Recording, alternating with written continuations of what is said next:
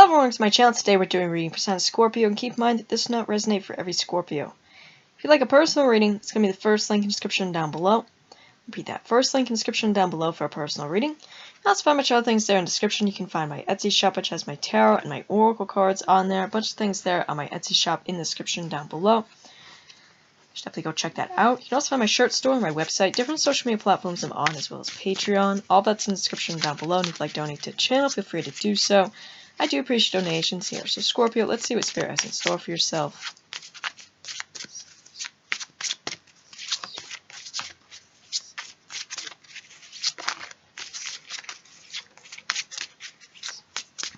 I have cards falling out. What are these? I think we'll just take these, because there's a lot that fell out here. We have Anubis, number 3. Number 6 with Neith. Number 6 with Circuit. So we're having a lot of deities here that be relationship to your sign. The Scorpion goddess Anubis, who rules in the underworld. We have number 5 with Bennu. Number 4 with Hut. Okay.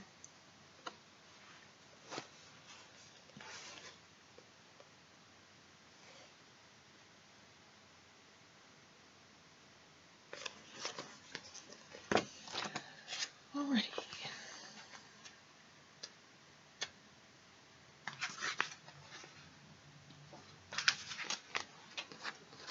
Eternity. It says Hehut has the same connotation as her opposite polarity Hehu. She is shown standing inside a snake that forms the sound Heh, meaning eternity, infinity, millions of years. In the hieroglyph of her name, and the female T, and then it shows a symbol indicating direction. When she is shown with the head of a snake, Hehut is the energy of generation. All the female Naturu are aligned more with cosmic energy, whereas their male counterparts are given more human, more particularly functions in the terrestrial world. Hehut is operating in infinity, in eternal time, in the evolution and transformation of the human race. Her number is 4, which is connected with the phases of the mother, with the moon, and its influence on the water and the germination of life. Alchemically, Hehut is the mercurial fire, which generates life, like her counterpart, Hehu. In her left hand, she holds the Uva scepter of prosperity, and in her right hand, she holds the Ankh of life. Both Hehu and Hehut have mystical name of eternity, and it's interesting to see how the numerals are written in indicating time for Egyptians. It says the possibility of transcending time limitations, spiritual evolution, and transformation. So these are these deities that you're connected with, and this is what this one does here. Alright. Transcending time limitations. It's interesting.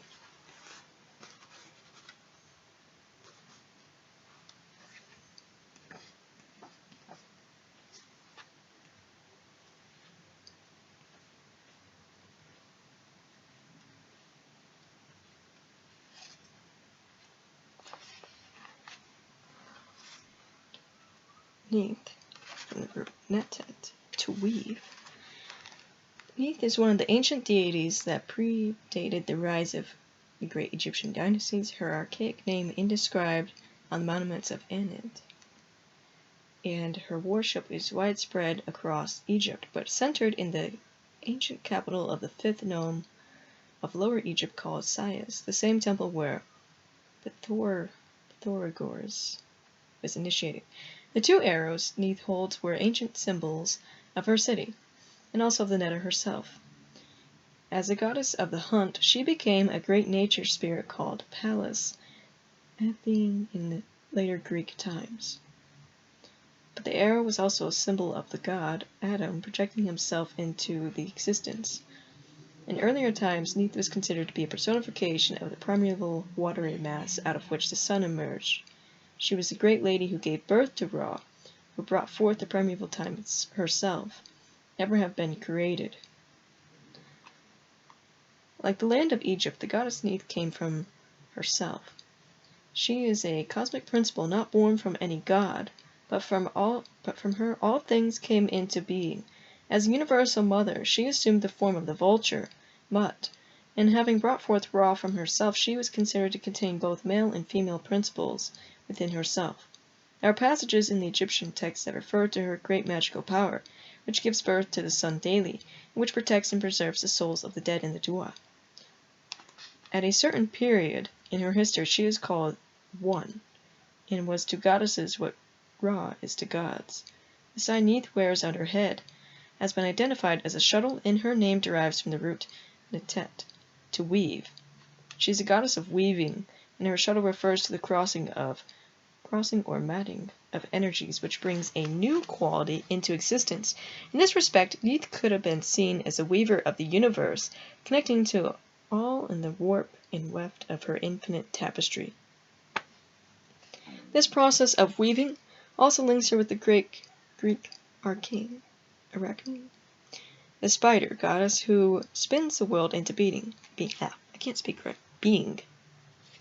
This weaving or crossing of energies is the basis of occult teachings about the etheric body, which consists of fine energy threads or lines of force and light, and is the archetype upon which the dense physical form is built. This field of energy that underlies every cell of the physical body also extends beyond it to form a part of what is commonly called the aura.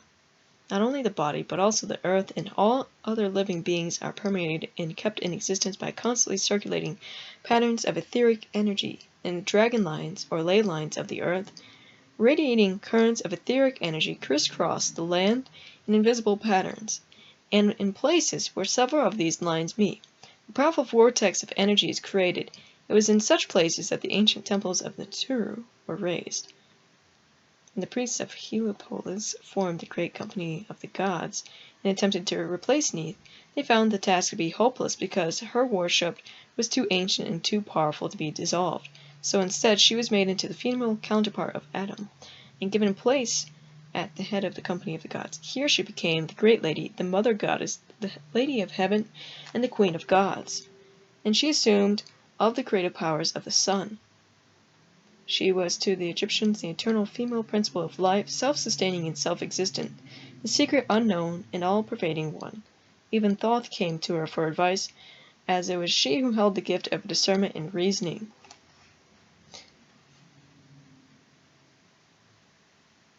This weaving of Neith is also present in the mummification process. It was Neith who dressed Osir in linen bandages, and she also watched over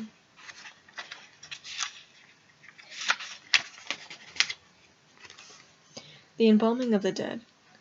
At the Feast of Lamps, a great festival in the city of Sais, candles, lamps, and torches were lit in every house in the honor of the goddess Aset Neith. Her functions in the Dua, apart from bestowing her divine power through the mummy wrappings, included watching over the body of Osir together with Aset, Nebhet, and Serket. She also guards the gate of Sais and is described as the unknown, the unseen, the invisible. Many allusions to Neith's hidden nature brings the mind to the dark accompanying star to Sirius, and its mysterious function in the creation of life in the solar system. She is hailed as the great goddess within the underworld, which is doubly hidden, thou unknown one, and none has ever penetrated the cloak she is shrouded in, and she has not been seen, she is concealed. Hail, hidden one, receive thou soul of Osir, protect it within thy two hands. The mysteries with which Neith was connected in the Feast of Lamps celebrated the creative energy of the goddess, the occult processes of generation and of magic. This is an auspicious time to make contacts,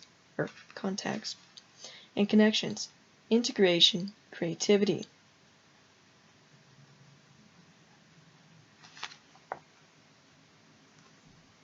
Scorpio, it feels like you're coming into contact with these gods and goddesses here. And you're changing something here in your timeline. You're weaving something into your existence.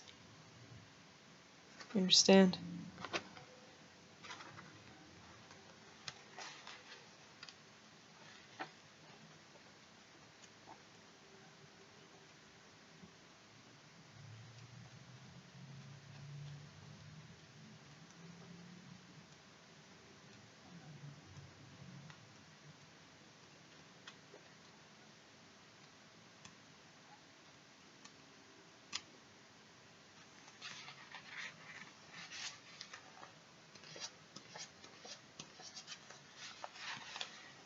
It says to shine or to rise.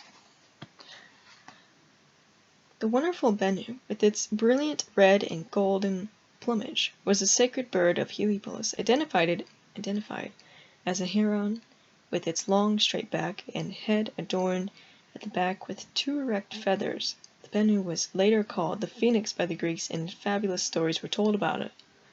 In Heliopolis, the Bennu bird played a major role in Egyptian mythology, dwelling on the Benben stone or obelisk within its sanctuary, and revered alongside Ra and Osir, for it was in the city of the sun where the work of creation began.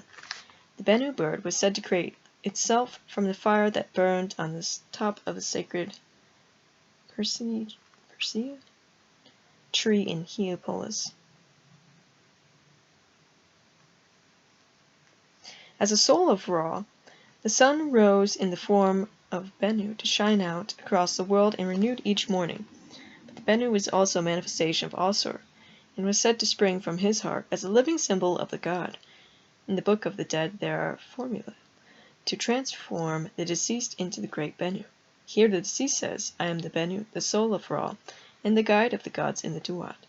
Another verse says, he says, "I am pure, my purity is the purity of the great Bennu, which is in the city of the Setun Henenen." For the Bennu is the quintessence of rebirth. It rises from its ashes, as a spiritual body rises from the dead physical form, as its new sun rises from the old. It is the new condition reached when the return of life is accomplished, namely the resurrection of Osir. Records the Bennu bird making its appearance only once in 500 years, coming from Arabia, carrying its beak an egg of myrrh that contained its father's body. This egg is similar to Geb's egg that was laid on the primordial hill and gave birth to the sun. The egg within which the whole alchemical process of transformation is effected. When the Bennu became old, he built a nest of scented incense twigs in the sacred tree and lay down and died. So a small worm appeared from his body that metamorphosed into a bird, and thus the Bennu was reborn. The planet Venus was called the star of the ship of the Bennu Asar, mentioned as the morning star in its invocation to the sacred sunbird. It says, "I am the Bennu, soul of Ra, and the guide of the gods in the Duat. Let it be so done unto me that I may enter in like a hawk, and that I may come forth like Bennu, the morning star." It says, renewal of life and energy, rebirth, shedding the old, the heavy, the outworn, feeling free as a bird. This may be happening with you here, Scorpio, where you are like the phoenix here.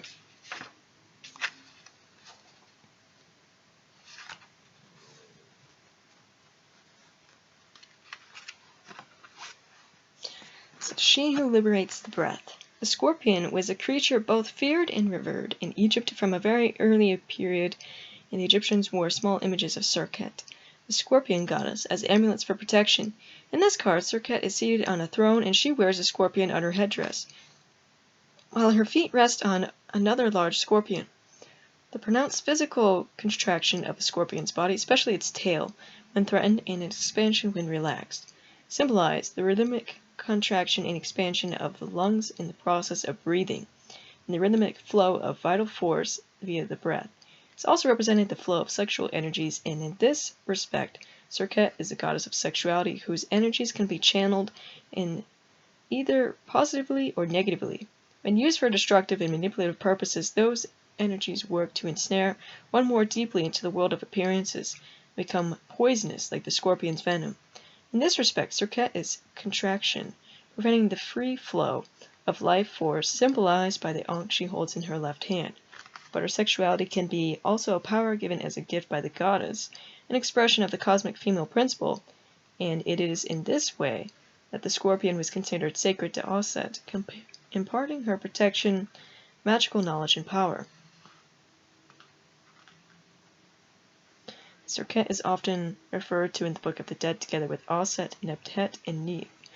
These 4 goddesses watched over the body of Asur and were connected with the 4 Naturu already mentioned, giving occult protection by tying cords with magical knots and protecting the coffins in canopic jars, where the inner organs of the dead were sealed. Serket is a goddess of high magic and a powerful keeper of the threshold. In some of her aspects, she can be identified with Hecate, and she is also praised in this hymn. Hero, poet.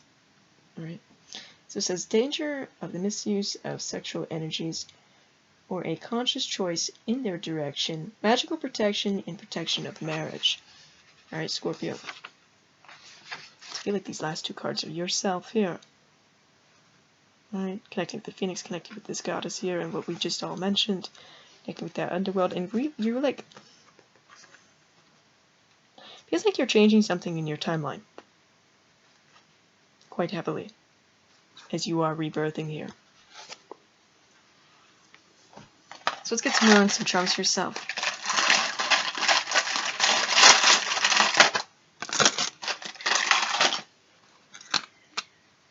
We have Ra.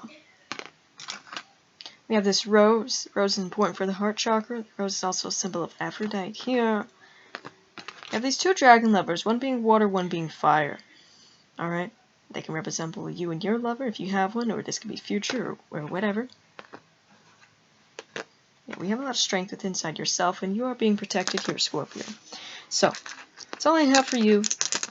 And like I said, first link in the description down below for personal reading. Also go to my Etsy shop, go in there, go buy something. Really appreciate that. And if you want to see more content, don't forget to subscribe. Bye guys.